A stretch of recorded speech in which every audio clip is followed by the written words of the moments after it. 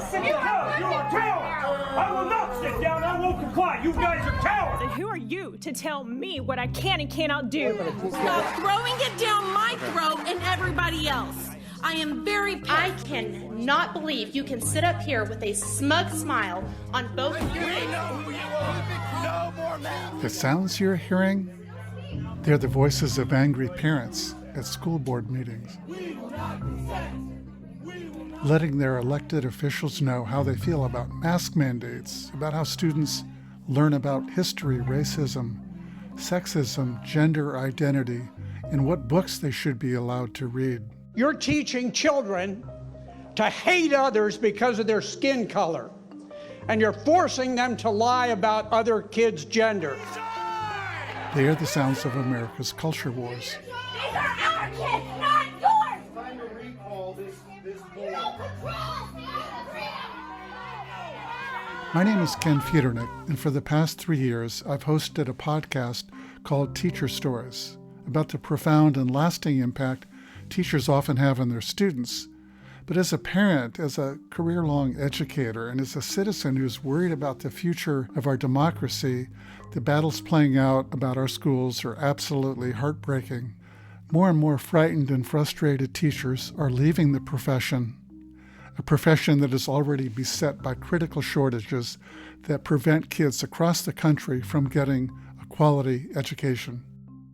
School administrators and dedicated board members are also quitting in large numbers, which means the important work of running schools is not getting done as the culture wars in schools rage on. So what's really going on here? Why are some parents and even some teachers so angry? Why suddenly are so many states passing laws restricting what teachers can say and do in the classroom, and restricting what students can read and learn?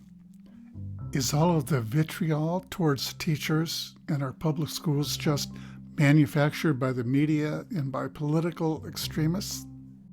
Maybe. But regardless of the reasons, the disdain and mistrust of public education is clearly on the rise. What I've really wanted to know was what would happen if we turned down the volume, if we lowered the temperature just a bit and got parents, educators, students, policymakers, people with strong opinions and different perspectives to speak from the heart and to really listen to one another. Maybe, just maybe, they discover that they don't understand one another, that they might actually have something in common. This is what motivated me to start this new podcast, Courageous Conversations About Our Schools. So I thought I'd start the podcast by inviting people with wildly different viewpoints and political positions to talk about a concept that sits at the center of the culture wars: indoctrination. The idea that many teachers today are brainwashing their students and not really teaching them. Listen to what Kaylee Fontanilla wrote in an article published in the Orange County Register. She recently quit after teaching for 5 years in Salinas, California. It became clear to me, she says, that school officials were obsessed with left-wing indoctrination. She goes on to say that the ethnic studies course in her district is, quote, nothing short of far-left brainwashing of our young people from start to finish. And here is a parent speaking at a school board meeting in Carmel, New York. I'm here tonight not only as a community member, but as a parent in this district. I think the Board of Education and those sitting on the panels are thieves. I think they're liars and have committed treason against our children. My message to this district and the members of the Board of Ed: stop indoctrinating our children. Stop teaching our children to hate the police. Stop teaching our children that if they don't agree with the LGBT community, that they're homophobic. And here's a teacher speaking at a school board meeting in Fairfax, Virginia. Parents, the longer that you wait and you don't hold your child's schools accountable gives these guys more time to dictate what's best for your child's physical, mental, and emotional health. Don't be afraid to speak out for your kids because they are voiceless and they rely on you. You should be afraid of them rooting for socialism by the time they get to middle school. Teachers, it may seem that our careers have come to a dead end, but I'm here to remind you we don't work for the school board. We work to mold the next generation of well-rounded American patriots. So don't give up, because it is up to us. Students, you are on the front lines of these indoctrination camps. Challenge the staff when you're presented with a ludicrous statement, and do not allow anybody to tell you that you cannot accomplish anything because of your skin color, or to hate yourself because of your skin color. And then I found a group called Parents Defending Education, which describes itself as, quote, a national grassroots organization working to reclaim our schools from activists imposing harmful agendas. Through network and coalition building, investigative reporting, litigation, and engagement on local, state, and national policies, we are fighting indoctrination in the classroom and promoting the restoration of a healthy, non-political education for our kids, end quote. So I thought, wouldn't it be great if I could get a leader at Parents Defending Education to be part of our conversation on indoctrination? So I reached out to Erica Sanzi, the organization's director of outreach, to see if she'd be willing to join me and a few others with different perspectives in a taped conversation about indoctrination. Honestly, I didn't know what she'd say. Maybe she'd tell me to get lost. What are you, some liberal hack, another cultural warrior looking for a soundbite to trash what we're doing? Well, she took my call, and I explained what I had in mind, hosting a conversation, not a debate, about indoctrination where the purpose would be to listen and to better understand one another. Turns out my phone call with Erica was delightful. She wasn't defensive and said she'd love to participate. We even spent some time discussing one of the key questions I wanted to pose to the group. What does it mean to indoctrinate? And indoctrination in the classroom is one of many topics that we sort of deal with and talk about every day. We reached out to a few others and got commitments from 4 more individuals. Josie Reich. I'm a senior at School Without Walls High School in downtown DC, which is right near the White House. And I am interested in this issue. I have been for my entire high school career. Krista Williams, an African-American high school teacher from Cleveland, Ohio. I actually teach at the school that I attended as a child. I work also for Living Room Conversations. I'm their racial equity partner. And at my school, I do a lot of the DEI and belonging work for my fellow teachers as well. Joe Murray, a lawyer and middle school history teacher from Tennessee. Originally from New Jersey, though, still have those Garden State roots. Have to plug it, but I just released a book, Take Back Education, which tries to help people figure out how to get education back from the brink where I think it is right now, public education, that is. He was also a former speechwriter for Pat Buchanan, the conservative Republican who ran for president back in 1992. And finally, we found Kristen Allen, a lawyer, a parent, and a school board member for the Cherry Creek School District in Colorado, the second largest district in the state. Just elected back in November. I have 2 children in our public schools. They are in 1st grade and 5th grade. And I have been volunteering in our schools, both on the school level and the district level, since my oldest started kindergarten. She was familiar with the charges of teachers indoctrinating students and welcomed the idea of talking about it with others. So we were all set to go. The question was, would people really listen to each other, or would it devolve into an episode of Jerry Springer? A culture war skirmish might attract lots of listeners, but it really wasn't what I had in mind. Oh, what I haven't told you yet is that each person agreed to follow a few conversation agreements. These agreements are similar to ones used by an organization called Living Room Conversations, which has been hosting respectful meetings on highly controversial topics with people who have radically different points of view, and they've been doing that for a number of years now. Still, would someone unexpectedly throw out some kind of a zinger and set everyone else off? I think it's always so important to begin a conversation when you're talking about a controversial topic by defining our terms. And so we're going to start by asking all of you to speak within the 2-minute time frame about what indoctrination means in your mind and how it differs from education. Erica, why don't we start with you? When I think of the word indoctrination, and I first want to acknowledge, I know that this word can be like, it's kind of a flashpoint word for some people. They have a negative reaction to it, which is maybe worth exploring at some point. I don't have that reaction to it. To me, it's the best word for what we're talking about. And if there's another one out there that means the same thing, I'd be happy to use that one. But to me, it's the process. And in the process of teaching students, in this case, to accept a set of beliefs uncritically. So so to me, it's when something is being taught almost as if it's gospel, as opposed to something that we teach as one perspective. Thank you, Erica. Crystal, how about you?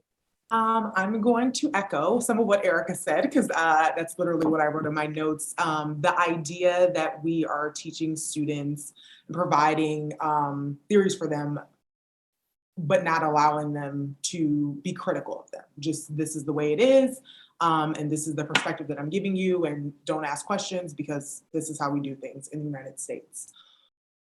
Joe, how about you? I think we're kind of hitting the nail on the head. How I view indoctrination is teaching conclusions that if you question, you're either demonized or maligned, or you are shown the door. I would add one thing to it. It also has the authority of the state behind it. So it's not just, Joe Blow on the street corner saying this is how it is. You have the complete authority of the state in which you teach endorsing a message, which sends chilling effects to anyone that dares to question. I see this all the time. I had a conversation not too long ago with someone in another district saying, well, we were talking about Winston Churchill, and the student said, oh, he's racist. I said, okay. So why is he racist? Oh, yeah, we were taught he said bad things, he's racist. Now, look, you can come to that conclusion if you want, but what indoctrination does, it just has you reach what I call conclusory allegations, and you never provide meat to the bones.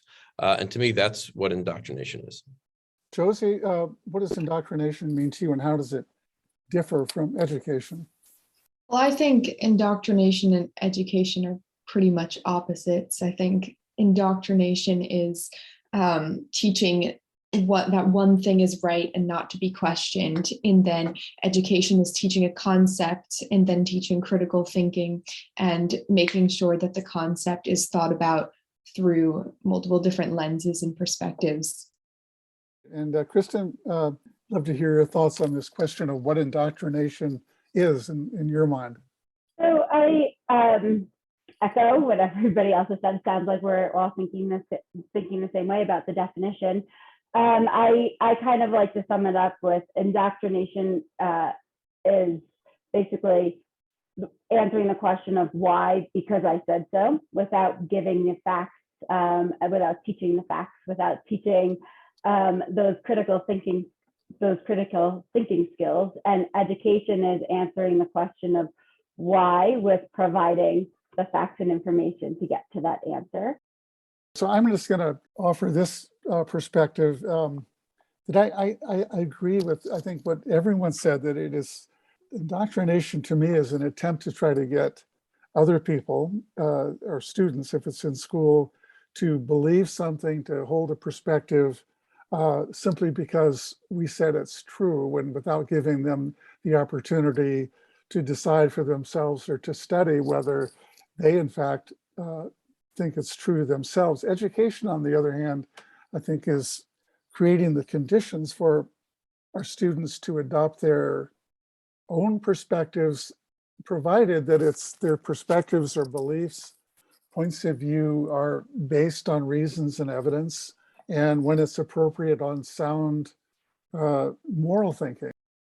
Indoctrination is kind of a pejorative term, it's a negative term, so we react and say, well, that's not a good idea and shouldn't be doing it. But the question now that I'd like you to respond to is indoctrination ever acceptable? Does it ever happen in schools when we say that's not necessarily a bad thing? And I think Josie will start with you on that one. I mean, my short answer is no, with the definition of indoctrination that we all sort of hinted at. I think it's always important to think critically about what you're being introduced to. A few years ago, when I was a freshman at my school, there was a senior who left the school and sued, claiming to have been bullied for her political affiliation, which I live, in the most liberal part of the country, and she was on the very opposite end of the political spectrum, and she was probably one of the only ones in my school. But the end result of the whole situation was that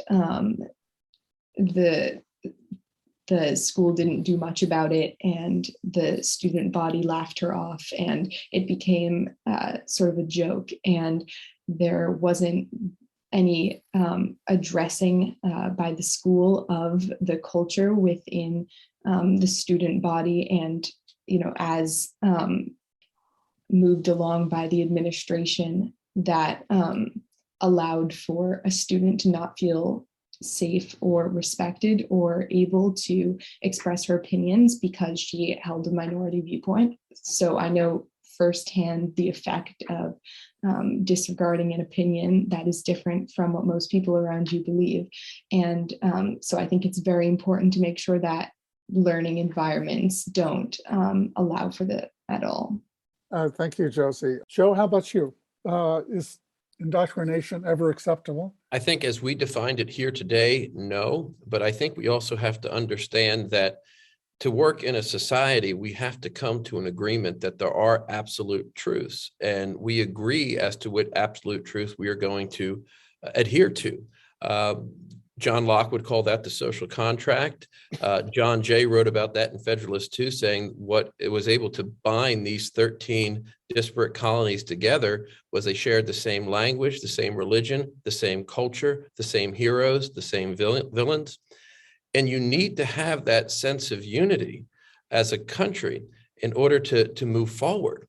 Because what happens is if we cannot agree on who we are, then we risk the very real danger of balkanizing and becoming basically tribal camps that will set up shop in certain parts of the country and will be teaching and doing different things, not critically thinking, but just doing it instinctively as being sort of a protection mechanism.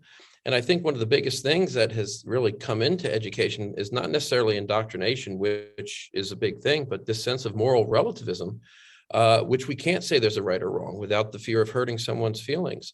There is a right or wrong. And I think as a society, we have to decide what that is. And if we can't decide what that is, are we a society? So no, we do not have indoctrination in the classroom, but yes, we do have to have certain principles that we all adhere to that they believe are absolute and true and are worthy of our defense. Erica, let's come to you. I echo what everyone has said so far on this. I think it is really important to steer clear of it as much as you can. That doesn't mean that, that I think what happens is then people get so extra nervous about it that then they think they can't even, they can't even talk about the State of the Union, or they can't even talk about, as the political tribes, let's just call them, have sort of decided not just, I don't agree with your philosophy, or I don't agree with your opinion on this, but they've begun to demonize people and dehumanize one another so that the other becomes a caricature, right? And you see this especially in places where everybody who lives near there, 95% are Democrats or 95% are Republicans. I am blessed to live in a town, believe it or not, it exists, that if you split us up, we're like a red-blue pie, half and half. So I think that you get away from some of this because your neighbors and the people you carpool with and the people that you see around, like, you're not caricatures, you're just regular people.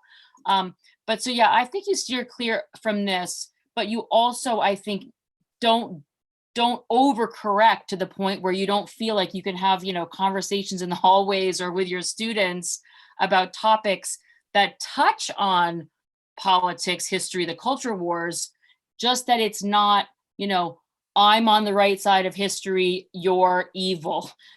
that's where I feel like we're really wrong and we need to right the ship. Thanks, Erica. And I think that's what we're trying to do here. And I think it's working. I think we're hearing and people are listening to one another and having a courageous conversation about an interesting, complicated topic and doing it in a way that's respectful. Kristen, I'm going to come to you next. I think that it's never acceptable for teachers to indoctrinate students. I've heard a lot about it in this campaign and the beginning of my tenure on the school board. I think indoctrination is fundamentally opposed to education and teaching. And I am concerned that the term is being used and thrown around as a scare tactic. I think we really need to, if we're concerned about what our teachers are teaching, I think they deserve much more than a soundbite regarding this scary term that frightens so many people. Crystal, let's come to you. So based on our definition, I don't think it's ever acceptable. However, I do think there are examples where schools are doing this. And the example I'll give is saying the Pledge of Allegiance. We don't do it in my district at the high school level, but at the district that I work in and in several of the districts around me, we say the Pledge of Allegiance. My 10-year-old niece says it. I said it when I was a child. And this idea that America is the best, you pledge allegiance, you don't really question it. I think a lot of what's happening is, depending on what you look like and where you're from, America could be the best country ever. And if you look a different way, it might not be the best country ever. And I think it can be hard to reconcile with that when you've always been told this is the best country, everyone has a fair shot, everyone is treated equally. And then you learn that that's not true, either through your own experiences or you hear about it from others. But if it hasn't happened to you personally, or maybe to someone you know, it can be hard to believe that, because we are taught from a very young age that this is a country where liberty and justice for all, no matter what. And so I use that example of the Pledge of Allegiance because that's the last line. And that's something that stuck with me growing up. Like I mean, in school, like you worked hard, you did what you were supposed to do, and you were going to have a fair shot because you worked hard, you did what you needed to do, and that was that. And I saw many people around me who are not treated as a full and complete American because of what they look like or other parts of their identity. And so while I don't think it's acceptable to indoctrinate students based on the definition that we all provided, I think it definitely still happens in schools. Thank you for that. I'm going to go last year and say something that may be a little different from what all of you said, because I think we do indoctrinate sometimes, and I think it's actually acceptable. I want to give an example. And of course, it depends on what we mean by it. But I'm thinking about young children who come into school, kindergartners, first graders, and we have rules and we have values about how you're supposed to treat each other. You're supposed to be kind. It's not okay to take other people's stuff. It's not okay to cheat. And they don't really have a choice in the matter. And so that is sort of a form of indoctrination. I think, Joe, it goes back to what you were saying, is there certain, I don't know if I'd call them absolutes, but maybe they're sort of commonly agreed upon values. But here's what I would say, I think what we do have a choice about beyond inculcating certain values about how you treat other people, that when kids violate those expectations and take something from someone else or bully another kid, if we just punish, and suspend kids or simply punish, it typically doesn't cause the behavior to stop. They just learn to try to avoid getting caught the next time.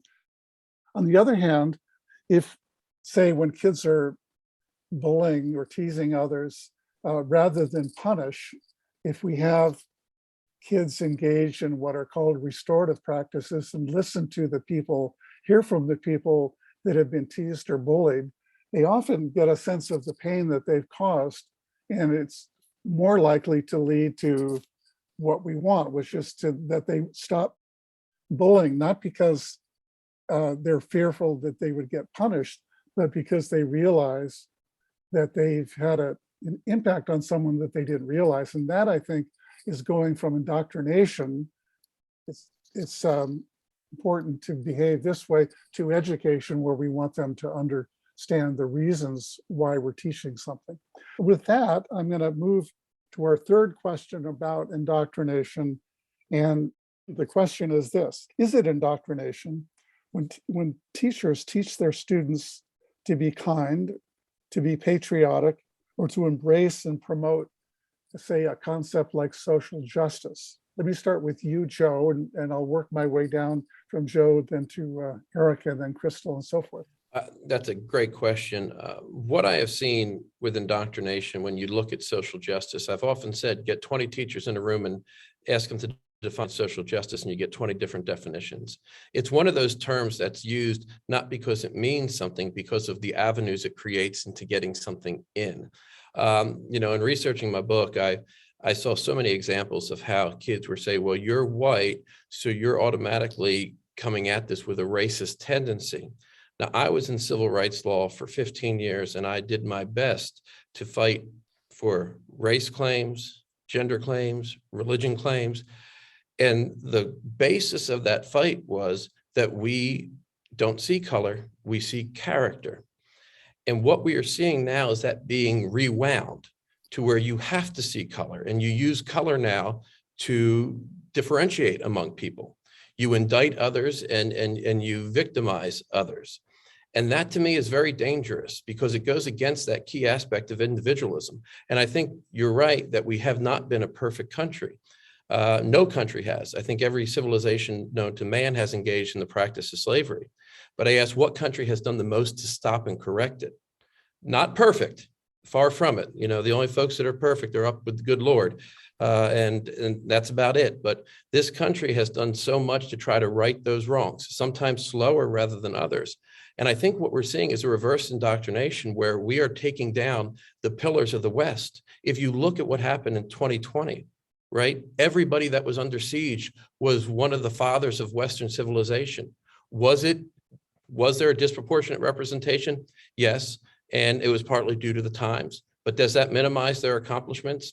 Absolutely not. And I think these terms that we throw around now, racist and sexist, without knowing the full context, that is the ugliness of indoctrination.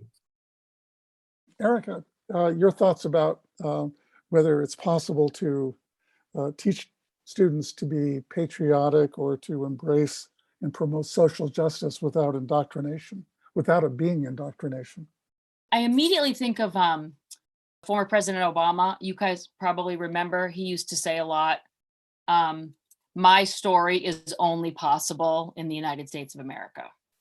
And so he was never implying that it was perfect or that it, wasn't covered in all sorts of warts. But he was saying definitively that there wasn't any other place that would offer the same opportunities for him, as the United States, right? So I wouldn't, so let's just say that a lesson, they jump off of that quote from a former president. That, to me, isn't indoctrinating in patriotism. That's having, an honest conversation about what are we? And so just like some sort of patriotic ideal, sort of, jingoistic version of history would never be acceptable.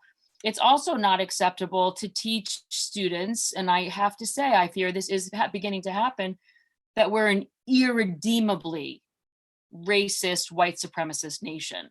I mean, the truth lies right in the middle, and we're always striving to be better. Crystal, let's hear from you.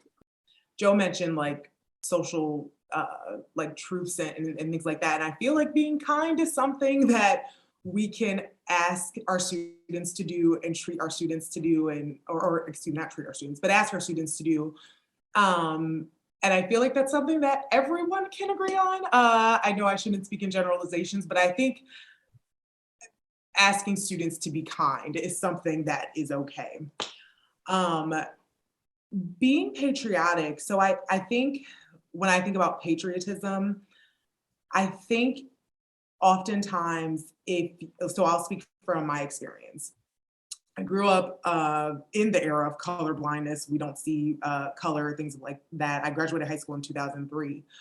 And I really believed that like people would just see me for my character and for my accomplishments. And I thought racism was over. Like I just read that was something that happened like in the South and that it was over. And the first time I was called the N-word, it was in Cleveland, Ohio, in the North. And so I think when we talk about patriotism, how do we make space for students who have experienced these things, be it because of their gender or because of their race, and still hear that they want to like love their country, but they're still, how do we help them work through experiences that they have had that have not been positive in this country? How do we do that, allow them to make space for talking about things that they would like to improve, and talk about things that maybe are not positive that have happened as it relates to patriotic, without ostracizing them and saying like, well, you must not love your country. Like you're just focusing on race and you're just focusing on all of the bad things. Kristen. I generally think it's indoctrination when we're teaching kindness, patriotism, or promotion of social justice without providing the facts and again, I think that these are all ideas that can be good and can be bad. I don't want my child to be kind to her bully. I don't want to tell somebody who has experienced injustice that they must be patriotic. And I don't want I don't want any teacher to promote social justice without explaining, without providing the education of what all of these things are. Josie, how about you? I think similar to what Joe was mentioning earlier with absolute truths, I don't know that I don't know personally that there are absolute truths, but I do think it's important for society to operate off some mutual agreements. And I think schools have a responsibility to educate students for citizenship within that society. And so it is a tough line to walk sometimes. Thank you, Josie. And I don't think I have too much to add. I guess what I would say about those concepts, I think there's a common theme in what we're talking about, is that some of these concepts, the definitions are not agreed upon and they're unclear. And what I would want from teachers talking about patriotism is to ask their students, what does it mean to love your country? What does it mean to be patriotic? Is it possible to love your country when your country has not lived up to the ideals that it set out to accomplish? What does it mean? What does social justice really mean? Is it embedded in our Constitution? Is it one of our founding principles?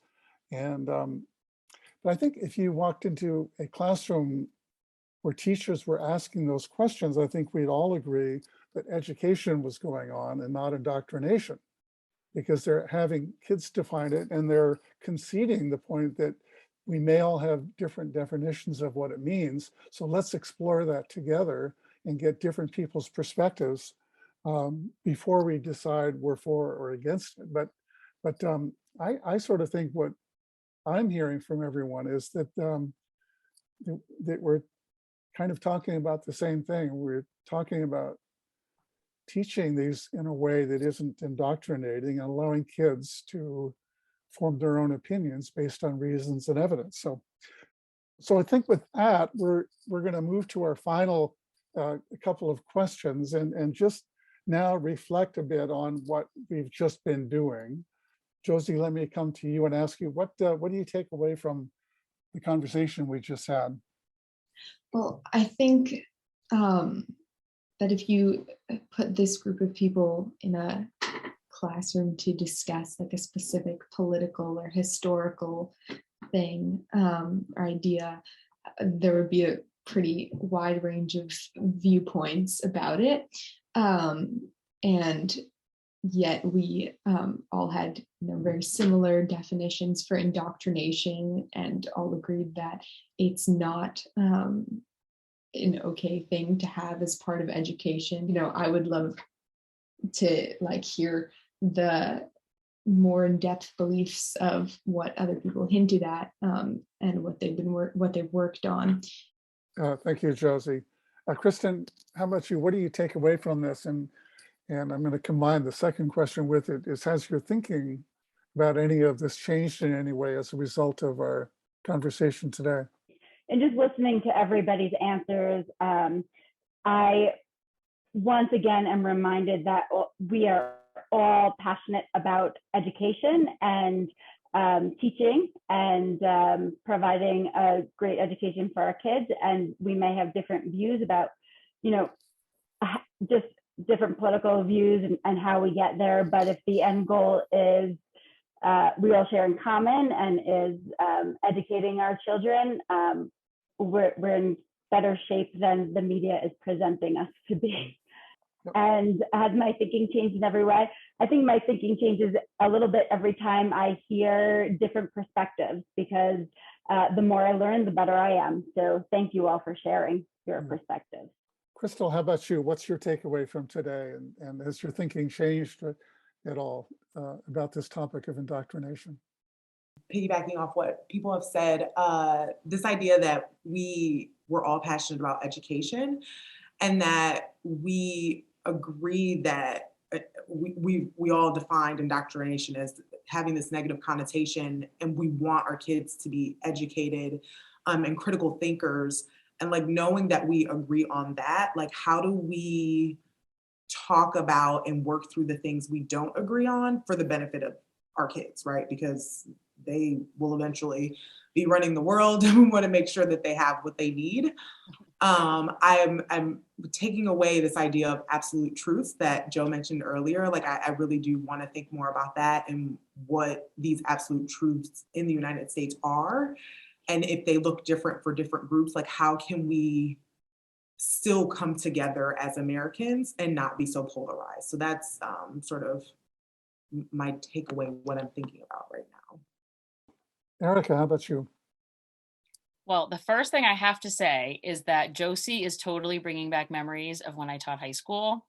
And I have all boys, so I'm the mother of 3 sons. And so it was always my students that gave me my girl fixes. And so I've been sitting here going, oh my gosh, I wish she lived closer. Now I want to hang out with her. So anyway, I just love being with you, Josie. And it's been a while since I've been around a high school senior. I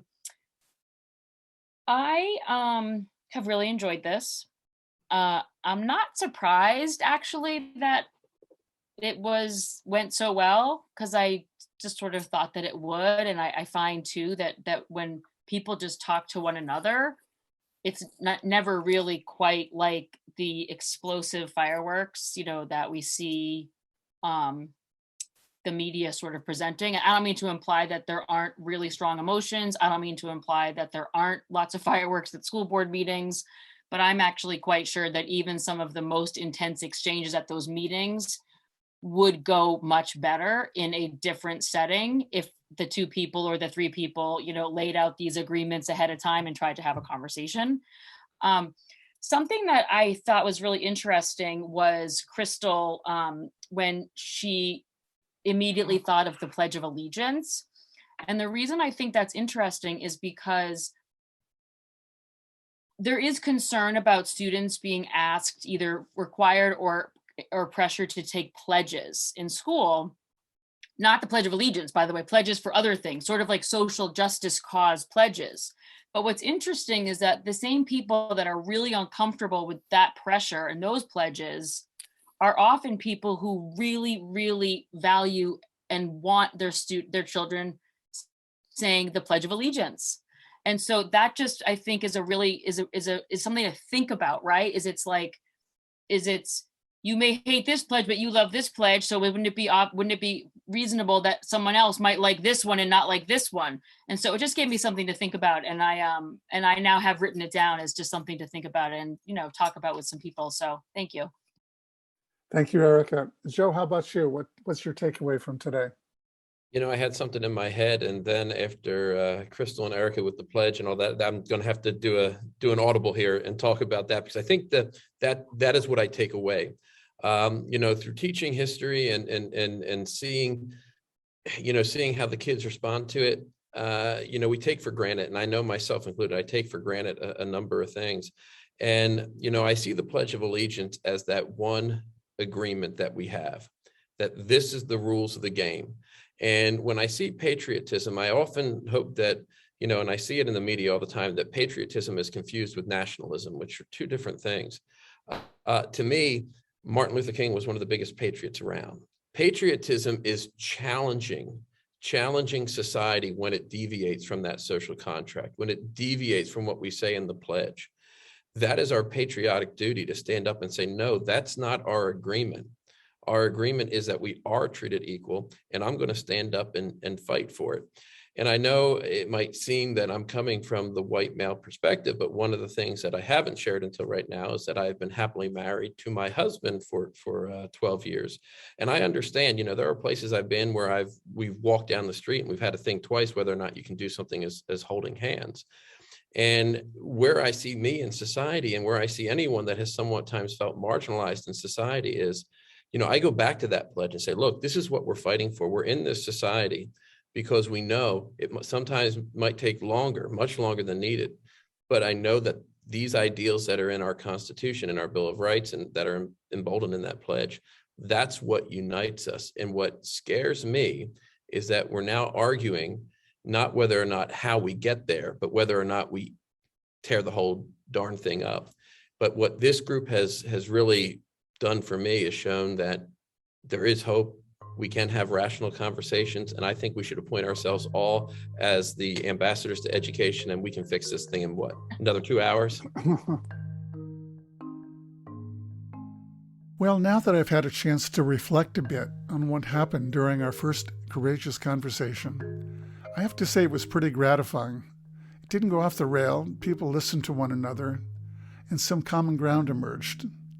The conversation actually confirmed a few things I've been reading about in an excellent book called High Conflict by Amanda Ripley. It demonstrated, for instance, the power of contact theory, the common sense notion supported by hundreds of studies that people with dramatically different viewpoints often become less prejudiced towards one another. They become more respectful and more willing to listen if they've spent some time together. You didn't hear this part of the conversation, but before diving into our discussion of indoctrination, I asked everyone to describe a favorite teacher they had or a positive experience they'd had in school. I also asked them to identify something they thought schools should accomplish for students. That opportunity for personal contact, brief as it was, brought some humanity to the conversation. Well, so the first conversation felt like a success, but I was also left with some lingering questions. What we didn't consider, a question that lies at the heart of a conversation about indoctrination, is how prevalent it really is. Are schools really indoctrination camps, as the teacher from Virginia claimed at the top of the episode? And when indoctrination does occur, is it done equally by left-leaning teachers and by right-leaning teachers? Here's another question I've been pondering. The conversation agreements we followed, be respectful, don't interrupt, don't speak longer than 2 minutes, helped keep the conversation civil. But what would have happened if we had allowed people to ask questions of one another? I actually think that might have worked with this group. It might have led to what Amanda Ripley calls healthy conflict, the type that leads somewhere useful and does not collapse into dehumanizing rhetoric. In the next set of courageous conversations we're working on, I'm going to push for a little more interaction and hope we can still preserve the humanity that allows us to listen to one another. Speaking of current events, we have several in the works. Our next one is on a topic at the epicenter of the culture wars, critical race theory, or, as we're framing the question, how should students learn about race and racism? After that, we will be discussing Florida's so-called Don't Say Gay bill that was recently signed by their governor, and the larger question about the role schools should play with respect to gender and sexual identity. If you want to see all of the conversations we have planned, if you want to view or listen to the entire conversation we just had about indoctrination, you can find it all at schoolconversations.org. Thanks for tuning in, everyone. Bye-bye.